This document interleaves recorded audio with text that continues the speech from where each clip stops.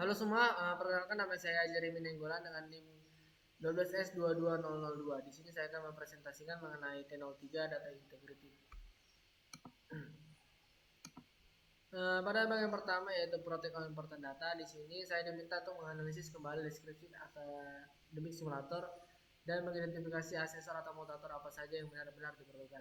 Poin penting pada task 01 ini adalah mengapa asesor atau mutator tersebut tidak diperlukan.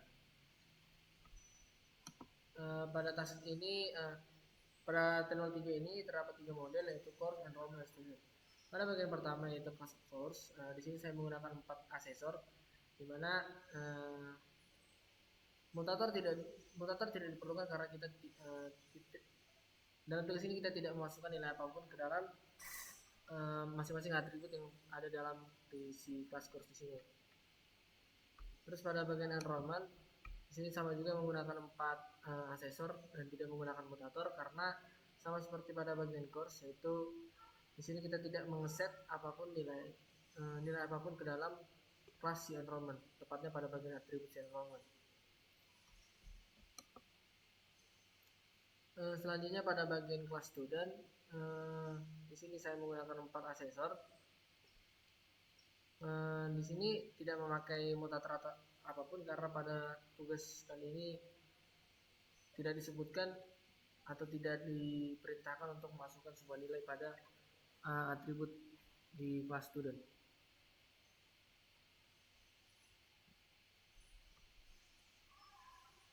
Shortcut perubahan yang terjadi juga tidak ada, bisa kita lihat pada akademik simulator.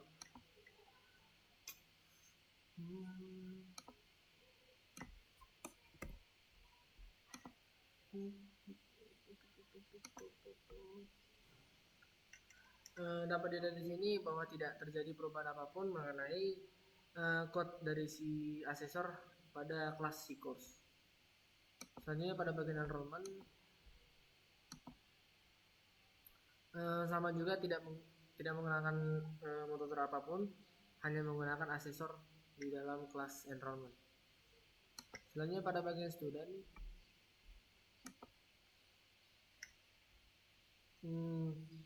di sini sama juga seperti yang sebelumnya, di mana tidak menggunakan mutator apapun, hanya menggunakan asesor.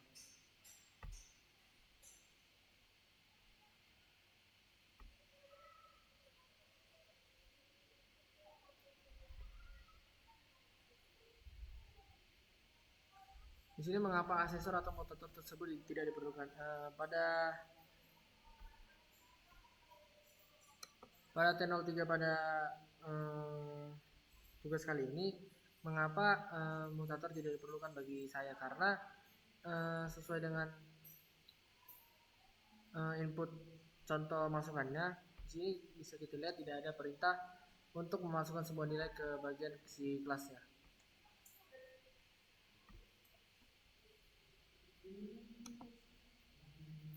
Lanjut pada task 02 yaitu class relationship.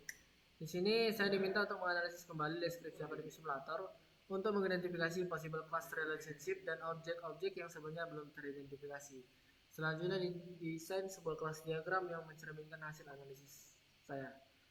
Yang pertama itu menampilkan kelas diagram yang dihasilkan, yang kedua menjabarkan kelas apa saja yang diidentifikasi, yang ketiga ada menjabarkan relasi antar kelas. Terus dan yang keempat adalah membuktikan bahwa relasi antar kelas telah diimplementasikan dengan benar dalam source code.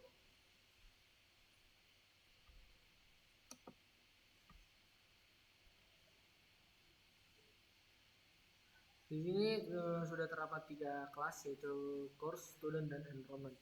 Di mana course berhubungan dengan student, di mana relationship-nya adalah course bisa atau tidak memiliki student atau maksimal bisa memilih studentnya. Student bisa mengambil course ataupun bisa mengambil banyak course. Selanjutnya course dapat di-enroll bisa tidak di-enroll ataupun bisa banyak di-enroll. Begitu juga sebaliknya, dan juga untuk student bisa mengenroll course enrollment ataupun bisa tidak. Di sini pada bagian kelas student terdapat 4 atribut yaitu name, year, dan study program. Di mana keempat ini merupakan tipe data menggunakan string. Selanjutnya ada 6 metode. Yang pertama adalah construct untuk memasukkan nilai pada masing-masing atribut yang dalam si studentnya dengan nama construct student dengan bertujuan public, di mana parameternya itu name, year, study program, di mana masing-masing parameter itu bertipe datakan string. Selanjutnya ada asesor get name untuk mengambil name dari masing-masing student yang bertipekan public, yang dimana akan return value sebuah string.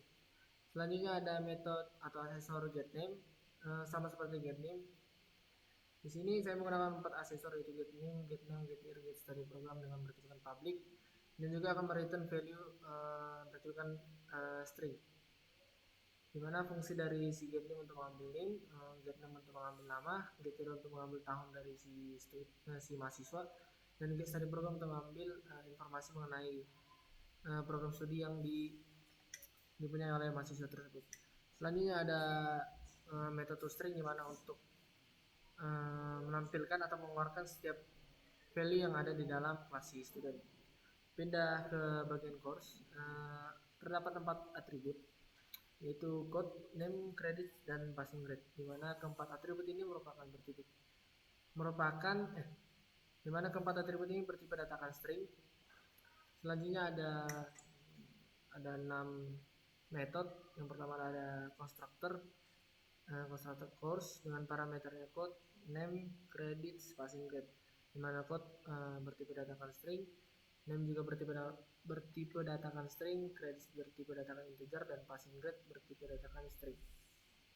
Selanjutnya ada 4 asesor, get code, get name, get credit, dan get grade. Sini ada kesalahan penulisan.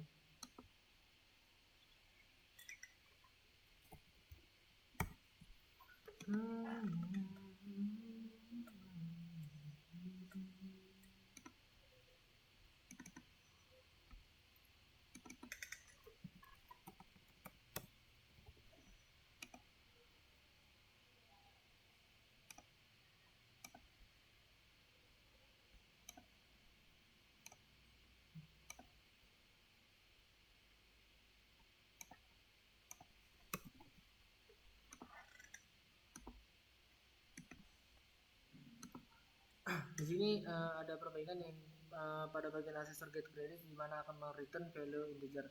Selanjutnya ada get grade, akan return value string, dan itu string untuk mengeluarkan setiap value yang ada dalam kelas di course-nya. Selanjutnya pada kelas enrollment terdapat 4 atribut, yaitu code, name, year, dan semester, di mana keempat atribut ini bertipe datakan string. Selanjutnya ada construct enrollment untuk memasukkan nilai pada ke atribut si kelas enrollment dengan parameter code, name, year, dan semester, di mana keempat parameter ini bertipe datakan string. Selanjutnya ada 4 asesor, di mana untuk mengambil nilai dari masing-masing atribut kelas enrollment yang bertipe datakan yang return value string. Selanjutnya ada metode string untuk mengeluarkan value dari si kelas enrollment.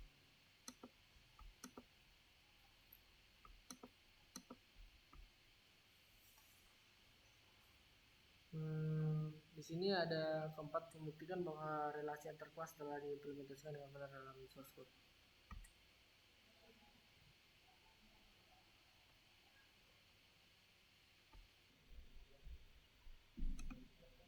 Oke, selanjutnya membuktikan bahwa relasi antar kelas telah diimplementasikan dengan benar dalam source code. Di sini saya melakukan satu kesalahan, di mana saya tidak membuat atau mengassign relasi antar kelas, di mana seharusnya relasi antar kelas tersebut ada pada bagian enrollment. Di sini dapat dilihat sendiri pada line 8 sampai 11 itu seharusnya pada bagian code dan link harusnya menggunakan seperti ini.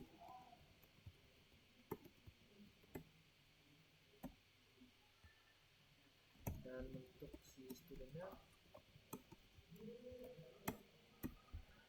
seharusnya menggunakan hal ini, dimana untuk ini dapat dimasukkan pada konstruknya.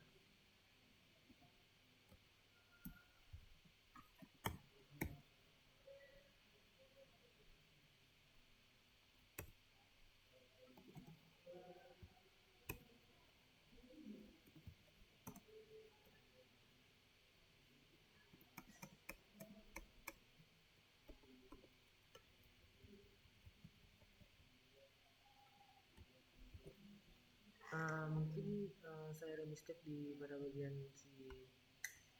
bagian nomor 4, yaitu membuktikan bahwa relasi antar kelas telah diimplementasikan dengan benar dalam kasus, karena saya belum mengimplementasikan relasi antar kelas tersebut. Kita lanjut pada tas 03, yaitu tes GitHub, di mana perubahan ini dilakukan pada tas 01 dan 02 akan mempengaruhi source code. Pada bisa akan diuji dengan menggunakan spesifikasi yang sama dengan T02. Untuk keperluan pengujian, tuliskan driver kelas yang Anda hasilkan, yang saya hasilkan pada T02 atau pada bagian T04 ke dalam driver 1 di tugas kali ini. Di sini saya mendapat tugas baru, yaitu untuk memastikan bahwa tidak terjadi duplikasi data baik pada course, student maupun enrollment. Kita menuju ke driver 1.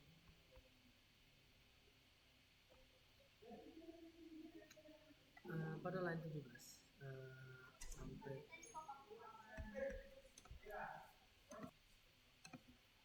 di sini pada line 17 sampai line 36 merupakan sebuah fungsi atau sebuah metode atau sebuah cara dimana untuk mengurutkan keluaran yang ingin diminta oleh dari si student. Pada line 17 sampai line 22 untuk mengurutkan pilihan terdapat dari course, itu diurutkan secara ascending atau dari yang kecil ke yang besar. Terus yang kedua ada line 24 sampai line 29 itu mengurutkan si student, untuk mengurutkan dari secara descending atau dari yang besar sampai yang kecil. Yang ketiga ada untuk mengurutkan dengan roman, yang diurutkan secara ascending atau dari kecil sampai yang besar. Selanjutnya pada line 38 sampai 40 terdapat inisialisasi untuk kelas course, student, dan enrollment sebagai arrays. Selanjutnya ada untuk pemanggilan scanner dengan nama variabel itu input. Selanjutnya ada boolean, di mana boolean ini bernamakan atau ada variabel axis yang bertipe datangan boolean, di mana axis ini menyimpan nilai true untuk sementara. Lanjut pada line 44 ada pengecekan, ada loopingan while, di mana ini akan mengecek kondisi dari si axis dan si input, apakah dia mempunyai inputan atau tidak, atau apakah ada masukan atau tidak. Di sini akan dilihat apakah true dan true. Jika true, maka akan dilanjut pada line 45. Jika tidak, maka program akan tidak masuk pada while. Dan jika masuk, akan ada course, student, dan enrollment yang bertipe kedatangan false, di mana ketiga variabel ini berfungsi untuk melihat apakah ada course atau student atau enrollment yang sama dalam si kelas masing-masing tersebut. Selanjutnya ada comment untuk menginput inputan yang dimasukkan oleh user. Selanjutnya ada variabel comment split, di mana comment split ini akan berfungsi untuk memisahkan atau yang menjadi separator dari si masukan yang tadi dilihat seperti ini, akan dipecah ketika ada hash yang ditemui. Yang lanjut ada pengecekan pada comment split index 0. Jika sama dengan triple dash, maka akan mengeluarkan semua isi dari si masing-masing entitas. Masing-masing entitas tersebut adalah course, student, dan enrollment. Selanjutnya akan di set axis atau sama dengan false, di mana axis ini berfungsi untuk melihat apakah ada atau tidak inputan yang memiliki triple dash. Selanjutnya ada pengecekan else if atau course if, di mana perintah course if ini untuk memasukkan nilai pada si entitas course. Sebelum kita memasukkan pada nilai si course, kita akan melihat apakah course code kita ini udah ada atau belum di bagian si kelasnya. Untuk itu kita menggunakan loopingan for, di mana loopingan for ini dimulai pada integer i sama dengan dimulai dari indeks 0 sampai besar dari si course ini. Jumlah dari si course ini ada berapa. Selanjutnya akan dicek course get index get 0 pada bagian kamar ke 0 atau indeks ke 0, akan diambil kode dari si course tersebut apakah sama dengan comment split 1, di mana comment split indeks pertama ini akan menyimpan si kode dari mata kuliah tersebut. Selanjutnya jika ada yang sama, maka course akan kita assign true. Jika tidak ada tersedia, maka kita set course sama false. Nah, kita cek apakah course itu ada atau enggak. Nah, course ini kan misalnya tanda seru course berarti kebalikannya dari nilai si course tersebut. Jika misalnya enggak ada, tidak ada misalnya tidak ada course, misalnya tidak ada code atau misalnya tidak tersedia course tersebut, maka kita akan menambahkannya. Di sini dengan menggunakan plan 77 sampai 78, di mana course add akan membangun sebuah construct baru, di mana parameter itu common split index pertama, index kedua, dan common split index ketiga, di mana common split pada index ketiga ini akan diubah menjadi integer hanya pada common split index keempat. Selanjutnya ada student. Cara kerja sama seperti course add, di mana akan mengecek masing-masing indeks dalam si kelas studentnya sesuai dengan sampai dengan besar si student. Metode enrollment kurang lebih sama persis seperti metode course dan student, dimana kita akan melihat dulu apakah kode dari si course ataupun student dari si enroll yang ingin dicari itu tersedia atau enggak. Jika misalnya tersedia, maka kita akan mengeceknya lagi apakah mahasiswa ini sudah mengenroll kode mata kuliah ini. Jika sudah, maka kita tidak perlu masukkan enrollment lagi. Tapi jika belum, maka kita akan set enrollmentnya. Dari sini kita bisa melihat apakah enrollmentnya itu true atau false. Jika enrollmentnya masih belum ada di entitas ini, maka kita akan masuk pada branching yang ini, dimana dicek lagi course student, apakah si course tadi, apakah kode course tadi ada atau enggak di situ. Kalau misalnya ada, dan kita cek lagi student, kalau misalnya ada atau enggak ada. Misalnya ada, kita akan menambahkan, baru kita masukkan enrollmentnya. Selanjutnya pada driver kedua, driver kedua ini ada satu tambahan, dimana untuk mengecek apakah si enrollment tersebut sudah tersedia atau belum, di apakah valid course atau tidak valid untuk studentnya ataupun si course-nya. Dimana sini pengecekannya melalui pada line 72 sampai 82, dimana dicek untuk setiap masing-masing indeks pada si course akan dicari code-nya apakah ada atau tidak, maka akan di set si untuk si variable course. Dan untuk student akan dicek untuk pada masing-masing indeks pada si kelas student, akan dibandingkan name-nya sesuai dengan enrollment yang ingin dicapai. Selanjutnya akan dicek jika course dan student bernilai true, maka kita akan meng-add enrollment. Jika ada invalid course, maka kita akan mengeluarkan sebuah varian yaitu invalid course dengan mengeluarkan kode yang dimasukkan itu apa sebenarnya. Dan juga untuk student, kita akan mengeluarkan sebuah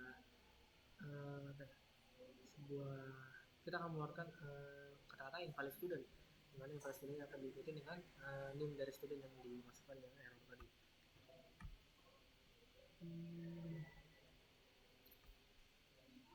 Nah, yang baru saja saya jelaskan untuk ke task 03 dan task 04.